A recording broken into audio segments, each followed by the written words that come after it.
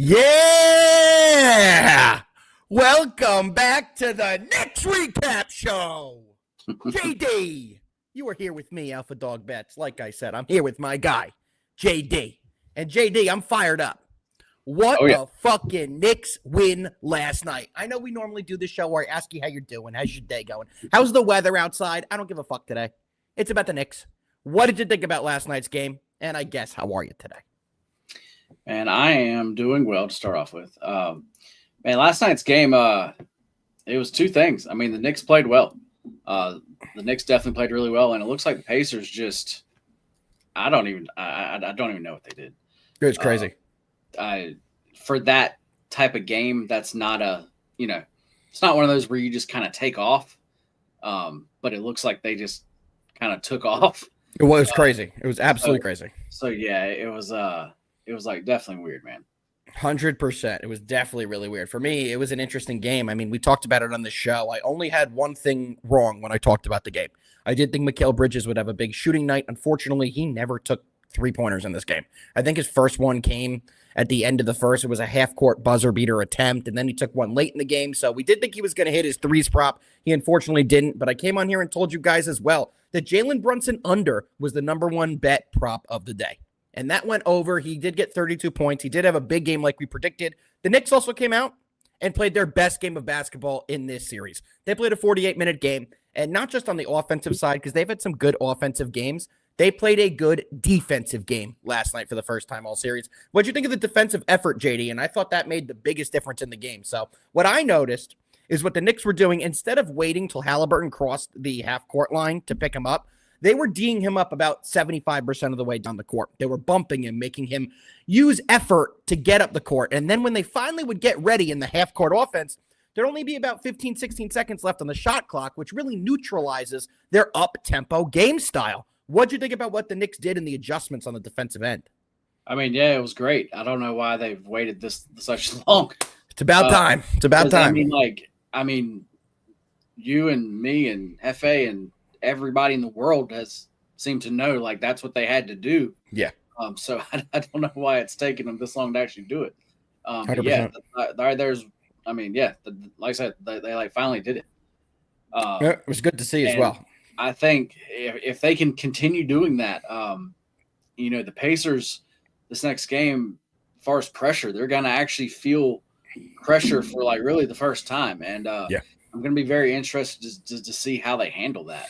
So am I. 100% agree with you. I think it was a very telling game. And if the Knicks are able to kind of deploy that defensive scheme again, using more of Landry Shamet, who another big game out of him, never thought I'd see the day where I am happy where Landry Shamet's getting big minutes in the playoffs. He's a guy, every time he's checked in the game, I have my little Knicks chat with my friends. Hefe's in there as well. And I just send in all caps, fuck, Shamet's coming into the game. It's about to be terrible. He's been unbelievable. He shut me the hell up. I think I woke up to like 14 texts from my group chat of everyone saying, hey, Alpha, how about Landry Shamet? Thought you hated that guy. He's been unbelievable.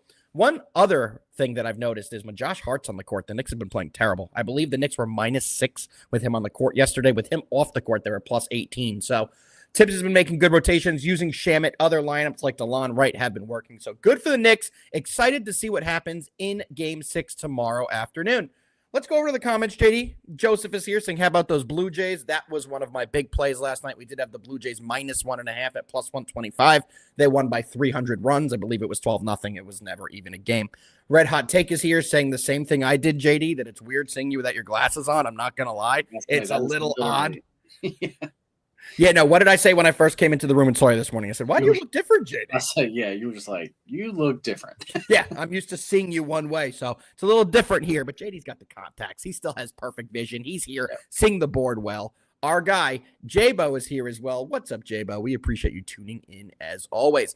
Rest of the recap from the day, JD. I went 4-2 overall in the day. We had a big day. We hit the Nationals, which gave that out in the show as well. Mackenzie Gore had another unbelievable performance. And like I said, we finished 4-2 plus basically 2 units. So it was a big day for the AlphaDog team. How'd you do in full yesterday? Man, I feel like I've been getting hooked like everywhere. Like Today, I've already had 2 hooks. Yesterday, I had a hook. Had 2 hooks the day before that. Just a lot of hooks, man. And when things are going like that, you're just kind of like, fuck. what have No I, other way to put it. yeah, like what have I done here?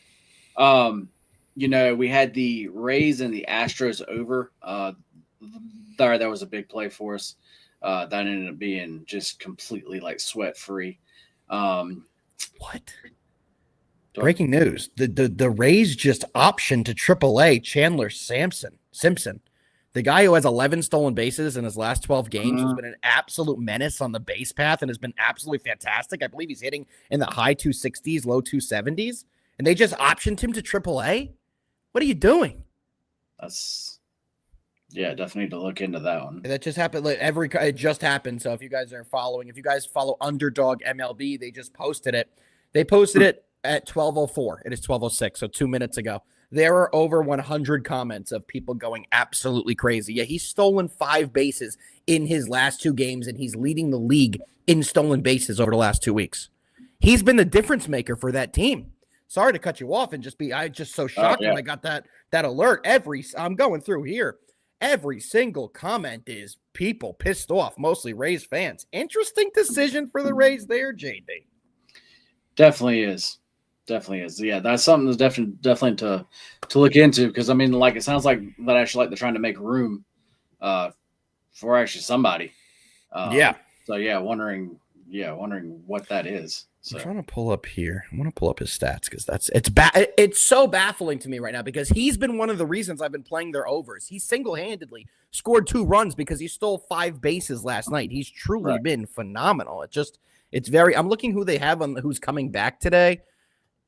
Eloy Jimenez is going to come back. You're going to put Eloy Jimenez out there, who's been dog shit for years now. What's his that? He hasn't even played this year, and he's an only D. Okay. That's the decision. Probably Eloy Jimenez, who looks like he's coming off the IL, but really weird move from the Rays there, in my opinion. I don't understand that one. Right. All right, JD. Well, it's about that time. We get into a little bit of today's action. Ready to dive into the slate? Let's do it. We're doing just MLB today, guys, which is awesome because it's an only MLB day, and this show was built off MLB, so we're excited to dive right in. First game we're breaking down today is going to be the Boston Red Sox taking on the Atlanta Braves. Pitching matchup here. We have Lucas Giolito for the Red Sox. He's 1-1 in the year with a 5.25 ERA. Not the normal Giolito we are used to. And only 27 innings of work. He allowed 31 hits, 8 walks, and 5 homers. He's only gotten 23 strikeouts as well. So he really has not been great this year. His whip is also at a 1.5. So if you guys know anything about a whip, that's not a good whip. On the other side, we have JD's guy, Grant Holmes. Somebody I know JD doesn't love too much. Yeah. But Grant Holmes is 3-3 on the year with a 3.7 ERA and 58 innings of work. He's only allowed 42 hits. His big issue is he's allowed 26 walks in 58 innings, and when he does get hit, the ball does leave the park. He has allowed 10 homers on the year. JD, we're going to start with you so I can hype this game because I didn't get to do that yet. We got the Red Sox. We got the Braves. We have a big favorite here, and you're our resident Braves specialist. What do you got? Yeah, man, just to start off with, as far as this price on the Braves, I just think it's too big. Like, if you want a good, just underdog, just straight value play, then actually like the Red Sox, I definitely do not mind that your price. But I'm actually going to play this game a little bit different, and I'm going to go with the over 9 here. As far as actually like Giolito goes, I mean, as far as this season, he's somebody that I'm trying to like fade. As far as his last outing, he actually pitched well. I believe that was versus the Orioles. Because I remember he had a 7.5 ERA coming into that game. So if he's down to a 5.2, he must have had a decent performance. Yeah. He pitched well. But the game before that, he faced this same Braves team. And he gave up 8 hits and 6 earned runs in 4 innings pitched. So tonight, kind of expecting a little bit of the same, because as far as yesterday, the Braves bats finally got going. Yes, they did. Unfortunately for me, I was on the Phillies in the second game. I was on the Phillies first actually 5 in that game. So yes. Yeah. Not great. But on the other side, Alpha said it. As far as actually Grant Holmes, I'm just not a big fan of him. As far as him being in starting 5, I don't think he should be. Just it's just what the Braves have to do currently. He also just faced the same Red Sox team back on the 17th. Yep. And he only gave up 2 earned runs, but he did walk 4, and he had the bases jammed. He He just got out of jams. So tonight, we'll see if he can do it again. You're most likely not going to. But yeah, tonight I just see both of these teams being able to put up runs here. So yeah, give me the over. So I've already sent out my VIP card for the day, just to let you and everyone else know that I've already given out 6 straight plays and a parlay. My dog of the day, a play I have a full unit on, is the Boston Red Sox. It's just a value play here. They should not be a plus 140. When the Braves are coming off a doubleheader, they have Grant Holmes on the bump, who has not exactly been their best pitcher. Like JD alluded to, he does walk everybody. That's his main issue. And the Red Sox are a team that you don't want to walk a lot of guys to. They have some people that could really make you pay in that lineup. I don't believe we'll see Alex Bregman in this game. Unfortunately, if he was playing in this game, I'd like it even more than I am. But it's only a 1U play. We need to bank on guys like Rafi Devers, who should have a decent matchup here against Grant Holmes, who's a righty. That righty-lefty matchup should benefit guys like Rafi Devers in that Red Sox lineup. Willie Abreu will be in the lineup. He's done a fantastic job this year with 13 homers on the year and 30 RBIs. And I do think this is definitely a Red Sox spot. The price is just wrong. This should be closer to the Braves being a minus 125 and a plus 105, plus 110 for the Red Sox. But if we can get it all the way up at a plus 140, that's exactly what I'm playing. So yet again, JD, my play on this game is going to be the Boston Red Sox on the money line, plus 140. And it is an official VIP play for me. All right, JD, you ready to roll on to the second game we're breaking down today, which is another one that I absolutely love. We're going to the Tigers taking on the Kansas City Royals, and we have a pretty good pitching matchup here. Pitching for the Tigers, not their ace, but their second in command, Casey Mize, who's 6-1 on the year with a 2.45 ERA. In 47 innings of work, he's allowed 38 hits, 10 walks, and 7 homers. He has accumulated 41 strikeouts in those 47 innings. On the other side, Seth Lugo. Lugo's 3-4 with a 3.0 ERA. In 56 innings of work, he's allowed 47 hits, 15 walks, and 9 homers. They both have the same amount of strikeouts, basically 1 off, 41 and 42. However, Lugo has pitched 10 more innings than Casey Mize. So Casey Mize is doing a little bit better on getting strikeouts per 9 than Seth Lugo has done this year. All that being said, JD, what do you like in this game? The Royals are home where they could really only play when they're at home. They're 30-27 on the year, but they're 18-11 at home. A great home team. On the other side, we have the Tigers, who are 37-20. Unbelievable record for the Tigers this year, but they are only 16-12 on the road. They are also a much better home team. What do you like in this game, JD? You know what? This line, I've been looking at it the entire morning, and I just don't understand it. I don't understand how it's not more in like the minus 160 range. Here, you have Casey Mize. He was hurt, and he did miss a couple starts, but he came back and actually pitched versus Cleveland, and actually that first start back, and he pitched well. Actually looked good. Then on the other side, as far as actually Lugo goes, Lugo also got actually hurt and has actually missed a couple starts. And now actually this is going to be his first start back. So We're not really sure exactly what we're going to see from him. Actually, I'm not expecting him to pitch bad. But still, we don't fully know yet.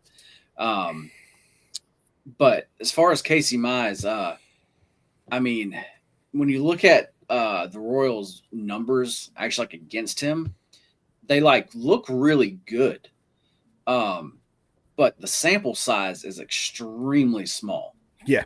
Some of these guys I've only faced him twice. So like I said, the numbers look really good, but like I said, that's not a big enough sample size for me to really, use that quite actually yet.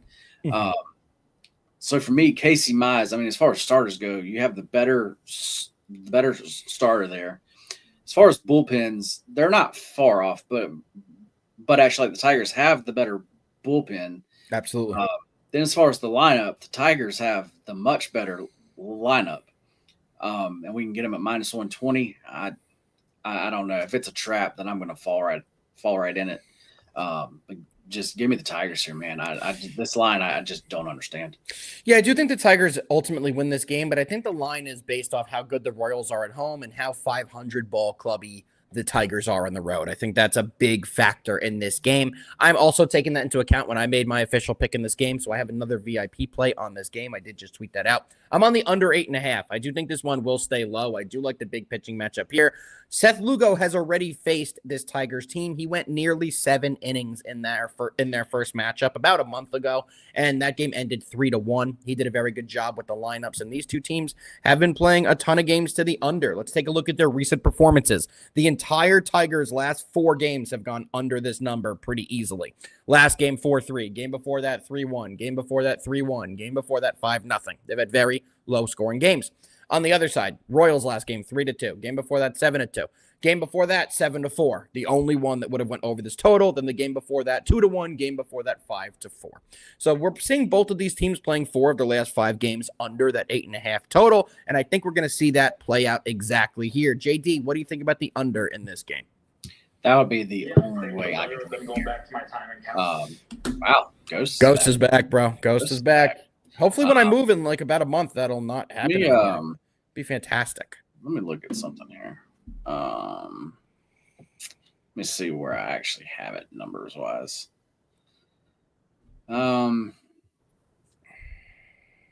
Looks like at Kauffman Stadium tonight, it's going to be actually a good hitting night there. That would be the only thing that kind of would scare me off a little bit. But actually, other than that, I actually have it about right on there. Yeah. So what would you take over under if you had to take one of them? Like I said, just with the pitchers, as long as Lugo comes out and does what he can normally do, then I would go under. I agree with you. I definitely agree with you there. All right, JD, let's keep it moving. And I know you have a play in this next game. Next game we're going over is going to be the Nationals taking on the D-backs. Pitching for the Nats is Jake Irvin. Irvin is 4-1 on the year with a 3.4 ERA. On the other side, we have Merrill Kelly, who's 5-2 on the year with a 3.5 ERA. So pitchers have looked pretty similar this year. We saw the Nats take game 1. I believe that was last night. No, I'm sorry. They were playing the Mariners. This is a new series. But the Nats have come in winners of 2 consecutive games. Well, the D-backs have lost 2 consecutive games to the Pittsburgh Pirates. They did have a day to reset yesterday, but they have lost 4 of their last 5 games. Who do you like in this spot? Man, just as far as the Diamondbacks, man, yeah, they just lost a series to the Pirates, and the Pirates put up a bunch of runs against them. And that's not – I mean, neither's bad. But that also shows – I think a lot of that shows you how bad this Diamondbacks bullpen is. We've been talking about it for weeks and weeks now. This bullpen is bad. I mean, really bad here. Yep. And then you have a Nationals team that is kind of hot currently. The past 2 games, they have each put up nine runs. So they're like coming in hot and actually going to a natural ballpark where I like to play overs at. And then the Diamondbacks, man, I feel like they're going to come out and, as far as against Jake Irvin, he can be really hit or miss, but on the road, I really don't like to back him there. And I think that this Diamondbacks lineup can definitely get to him. And then the Nationals, as far as their bullpen goes, they're also not like good. So you have 2 lineups that I think are going to do well, and then 2 extra bullpens that I think are not good. This all leads me to the over of 9 here. Also, as far as the Diamondbacks, they know that no lead is safe. 100%. So they no matter what, they're not gonna slack off in here. I mean, they're gonna keep putting up runs. But yes, just actually give me the full game over here. So one thing that makes me a little hesitant about anything in this game, have you seen the game time temperature when this is at its first pitch? I have not. 106 degrees is what I'm seeing right now. So with that information, would that make you kind of change the way you look at this? Because that's hot, and the ball should carry in that kind of heat. It's a dry heat going to be out in Arizona, and the ball should carry pretty well here. If they have the roof open, I actually like it even more. They're probably going to have the roof closed, though. Yeah, they probably will. But no, if the roof's open, then no, this total's way off. Yeah, I would agree, especially in that heat. So, yeah, but I would think, I would think it's going to be closed. I'm not sure if they have that info out quite this. Yeah, early. they don't have it out. I just did try to see it. They're Okay. not going to put that out till this afternoon. But Okay, yeah. But yeah, if they do happen to open it, I mean, yeah, you need to slam this. yeah, 100%. I would agree with you there. And then JD, if I read you these stats that kind of back what you're saying for your over, I bet you would be pretty not expecting it. So the Nationals in their last 3 games, 9-3 last night, which they scored 7 runs in the 10th inning. So we'll go with that. Game before that, they scored 9 runs, won 9-0. Game before that, they lost 9-1.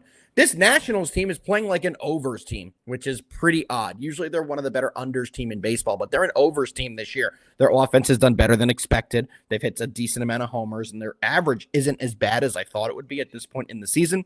Their pitching's given up a lot of runs as well. So, I mean, I agree with you, JD. If I had to pick something, I would go over. I don't have an official play in this game, but that is what I would play if I were to play something. Looking into D-backs last 5 as well. Last game they played, they lost 10-1. Game before that, 9-6. So in their last couple games, they're seeing double-digit runs in each game.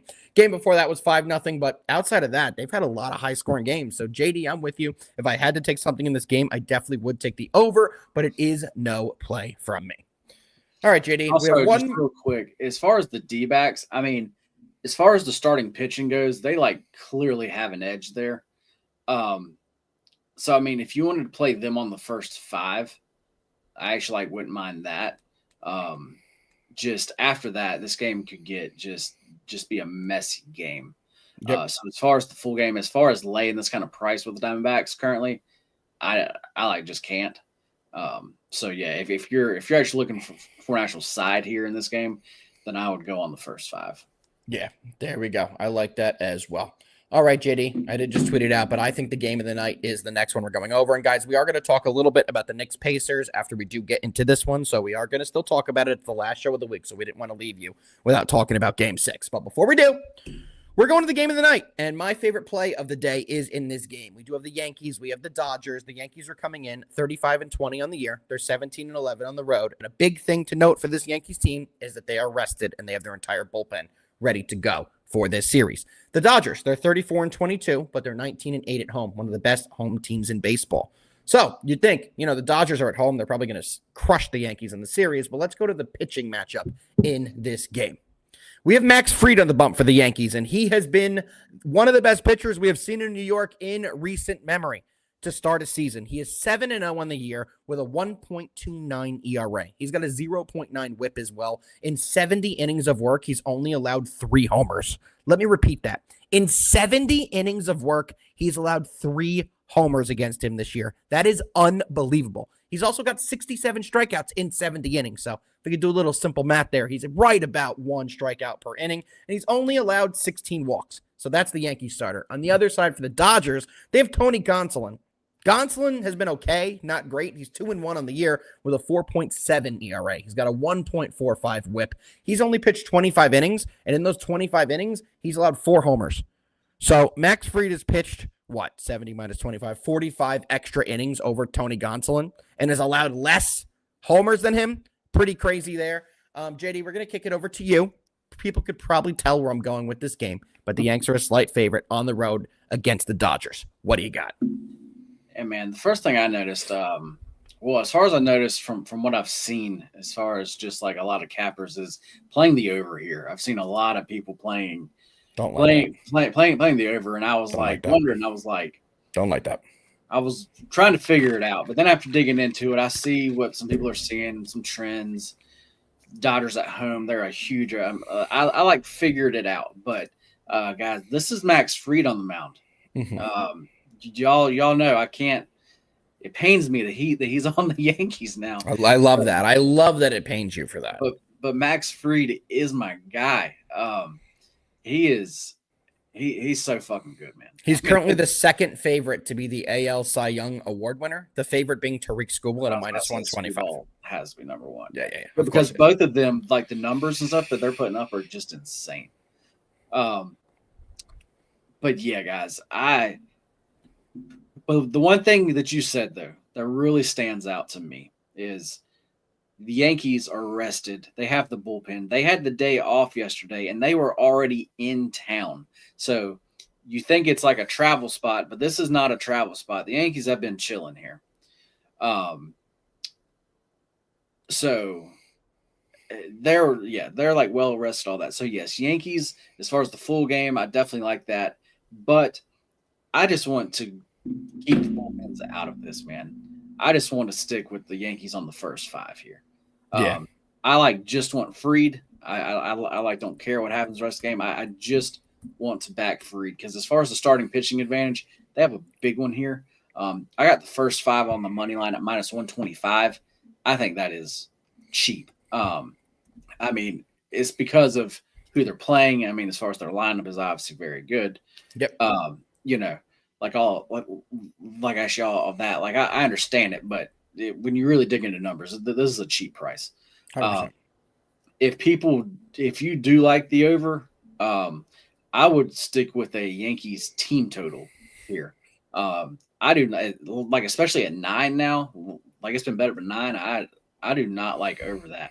I like the under. I like the under, to be honest, with anything. I just don't. I know it's the Dodgers, but still, I just don't see Fried just getting hit up. Like I agree. I just can't see that. Another thing, man, as far as home runs for this game, have you looked and seen what the price of Aaron Judge is to hit a home run? Let me pull that up. It's got to be like, what, plus 200, something crazy? It's so ridiculous. It can't be in the ones. It can't be in the ones. If it's in the ones, nobody fucking take that. That's such a scam to hit a home run. If it's in the 100s, do not fucking take that. I'm pulling it up here. Batter prompts. What is it, JD, if you know? Well, as far as on DraftKings, it's plus 135. Bro, what? It's plus 141 on FanDuel. That's an absolute scam. Nobody fucking take that. Do you know what teams have been doing to Judge for the last couple weeks? If there's an open base, he's walking to first. They're not giving him the at-bat, so that price is terrible. If he was getting 4 at-bats a game, sure, absolutely. He's getting sometimes 2 at-bats a game. Yeah. So if you're getting a plus 130 for a guy who's getting 2 at-bats a game, that is horrific. Don't take that scam. Like I saw that this morning. I was like, what is going on here? What is his 2 RBI part? Okay, if you want some kind of Judge action, I love betting 2+ RBIs. To me, it's a better value than homers because you don't need to hit a homer. You could have 2 sack flies and you can get there. So right now, his 2+ RBIs is at plus 250. I like that way more than a plus 130 for him to hit a homer. So if you want some action on Judge, that's probably the way to go about it. So JD, I'll jump in with my play here. I absolutely love the Yankees on the money line here at minus 120. Max Fried has been an absolute dog for this team, and he's going to pitch a big game tonight. He was brought in to be the big game pitcher the Yankees needed. And this is the spot we're going to see him do that. So I do think we're going to see a big performance out of Max Fried. Like I said, he has not picked up a loss all year this year. He is 7-0, 1.29 ERA, and that's in total. Do you think he's better on the road or at home this year, JD? Because he's on the road tonight. Honestly, probably on the road. Significantly better on the road. He's 4-0 on the road with a 0.8 ERA. 0.8 ERA. The Yankees have lost 1 game this year that he has started. This will be his 1, 2, 3, 4, 5, 6, 7, 8, 9, 10. This will be his 11th start. 12th. This is his 12th start of the year. They lost 1 game, which they lost in extra innings at Seattle. 2-1 was the score of that game. So when Max Fried starts, the Yankees get the win. Definitely my favorite play today, and at only a minus 120, I think it's extremely mispriced. Take the Yanks. What do you think about the Yankees getting it done, JD, before we jump into the Knicks paces? I mean, actually, yeah. I mean, like I said, as far as first 5, there's how I'm personally played, and there's a client play. I've already sent that out. I've already bet it. But yeah, as far as the full game, there's definitely like how I would also go. As far as this series, just as far as the whole weekend goes, this one should be fun. But yeah, I just think in this first game, I just think Yankees they have the advantage pretty much everywhere. So. I would agree. Aaron Judge, they had a home runs plus 130. Get the well, yeah. Like I just wanted to bring that up, and then actually you did what I was wanting you to do, was telling people not to like. Yeah, no, you don't bet anyone to homer under plus 200 ever. It's just an awful bet that doesn't pay. I would take the. Like I said, the 2+ RBIs has a lot more value in my opinion. We have a question here from Joe before we get into the basketball game. Yankees team total over 4.5. I like that. I could see a 6-1 Yankees win because let's say Fried gives them a solid 6 to 7 innings, which he's very capable of. They have a full loaded bullpen. They're going to go to Devin Williams in the 8th. They're going to go to Luke Weaver in the 9th. And those two, well, Weaver's been lights out. We have a little bit of issue with Devin Williams, but I do believe he'll be able to get it done. I do believe they'll use him in this spot. So the way I see this game going, 7 from Freed into Devin Williams into Luke Weaver. Yanks give up 1, maybe 2 runs in the game, and they should be able to get some runs here to cash that team total over 4.5. All right, JD. Yep. It's time to move into the big game that happens tomorrow. Let me get the exact time here as I pull it up. That game is Saturday, 8 p.m. tip-off. Right now, Pacers are favored by 4, but we talked about it in the intro. The Knicks look good. To me, whoever wins tomorrow wins the series. If the Pacers win, it's obviously over. If the Knicks win, I think they win it back at home in 7. What do you think happens in Game 6? I haven't had time to, sit down and really break this game down or anything, but like just from looking at everything and looking at this number here, the Pacers are up to -4 now. You're having to pay a tax now. Like, because this is a closeout game and actually they are home, you're having to lay at 4, which is, like I said, if this was a regular game, that actually number is too high. I agree. So actually just like know that you're definitely having to like pay that tax. Yep. This game to me, I think, is the hardest one of the entire series because like we said to start the show, this is the first time I think the Pacers are probably going to actually feel pressure, and the way the other series have like gone, they just haven't felt it. Yep. So we don't know what this team does under like pressure, and we know the Knicks play well in that spot. So as much as I was ready to say, the Pacers were going to take this and everything, like, I'm going to have to lean towards the Knicks here. I am as well with the points. Absolutely. If they can, as far as on the defensive end of things, if they can do anything close to what they did last night, then actually, I think the Knicks win. Good point by Pardon My Jay.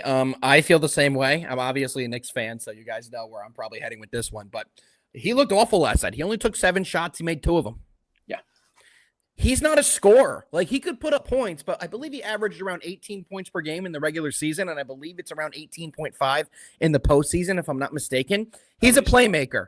He's a playmaker. That's his best ability, is being a playmaker. So he needs to facilitate, get others the ball, and you need your role players to have big performances. Do I think Benedict Matherin's going to have a big game? I really don't. Do I think Aaron Nesmith's going to have a big game? I really don't. In these types of situations, you need to use your role players and have them in big spots. And that's where the pressure thing that JD was talking about takes its toll to me. I think the Knicks have better role players, and I know the Pacers are deeper, but that depth goes away when a lot of those guys can't hit a big shot in a big pressure time moment. And I think the Knicks have guys that can hit shots in big pressure time moments. The Knicks have the guy who is the #1 closer in the NBA in Jalen Brunson. He won the award this year. So I do anticipate a big performance by Brunson. I do anticipate a big performance from the Knicks. Karl Anthony Towns was fantastic. Mitchell Robinson was fantastic. And I do think we'll see another big performance out of the Knicks. JD, any player props you had a chance to look at in this one, or just the game spread for now? I was about to say, yeah, I haven't really looked into this game yet. And I'm not sure that I'm going to be on the Knicks. I'm not sitting here saying that I definitely am. But that's just how, I feel like that I lean that way. As far as tomorrow, I'm sure that we will have a video out of some kind, actually like breaking this actually game down. Absolutely. So definitely make sure to look out for that. But as far as right now, though, yes, I definitely have to lean the Knicks. Yeah, I'm going to be taking the Knicks. I'm telling you right now, I'm going to lock it in now at the +4 because I don't think it's going to get any wider. I think it's only going to get more narrow. I think people will be hitting the Knicks tomorrow. I think this game will, by the time we get to tip-off, I do think this will be maybe a +2 line, maybe. Maybe it'll be even smaller than that. So let's see how this one plays out. But for right now, I'm definitely locking in the Knicks at the +4. Even if they lose the game, I do think it'll be a very close final there. We should still be able to cash either way. Aiden, I do think Mikal Bridges is the X factor. His defense pressing up the court was phenomenal. We need more of that. And Aiden, they have not given us the ref quite yet. I'm hoping it's Scott Foster. I was about to say, you're going to want to see Scott Foster. Yeah, 100%. That's who I want to see. So we'll see what happens. Yeah. Another good comment from Joe before we get into best bets is that Cat commits the dumbest fucking fouls I've ever seen in my life.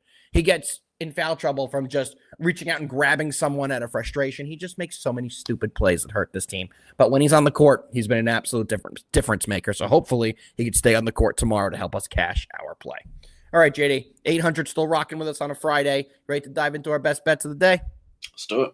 Let's do it, brother. Best bets for today, Friday, May 30th. How many do you have today, JD? Do you have 1? Do you have 2? Do you have 10? What do you got?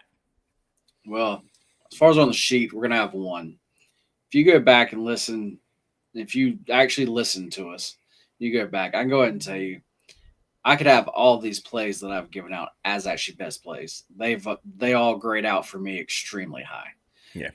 But so as far as for 1, though, as far as the one I have the biggest edge on, that is going to be the Tigers. Even the Tigers on the money line at -120. I like it. And for me, JD, I'm going to put this on the screen. I've already told you it's going to be the Yankees on the money line. My favorite play today at the -120. They should be able to get it done with Freed on the bump. And we have some news about our guy, Drago. Drago has some UFC plays. Make sure you guys get in the MoneyBall Metrics Discord. He's been putting out some absolute bangers in the UFC. So Drago wanted us to put out here today. He's taking Gustafsson on the money line. And he's taking Billy Ray Goff inside the distance. So make sure you guys get in the Discord. There's going to be more information about that. So get in there, come cash with us, and let's continue winning. JD, our last show for the month of May is always a good one. It's been another fun one with you. And we'll be back on Monday doing what we always do. Same time, same place. Any parting words for the people before we get the fuck out of here today? Yeah, guys, make sure to tune in on Monday. Honestly, not sure what we're going to be doing yet. We're going to be doing something. We'll be doing something. We're going to celebrate 1 year of this show. So we have to. So we're going to do something for it. Like I said, not exactly sure what yet. So naked episode. JD's doing it naked. Tune in, everybody. No clothes, JD, for the 1 year anniversary. Oh gosh. But yeah, guys. As far as this weekend, yeah, tonight's a good slate. Actually, is a good slate. Tomorrow night, you have a very big game going on. Yeah, we do. So yeah, guys, this weekend should be fun. We have a lot of stuff going on, so it's gonna be fun, and let's fucking win. Let's fucking win. And JD, great point by Aiden here. On Monday, maybe if the Knicks win tomorrow, that'll be Game 7 of the series. So make sure you guys are here for that, because I do think we will be able to see that. And as the GOAT JD says, let's fucking win. We'll see you guys on Monday. Peace.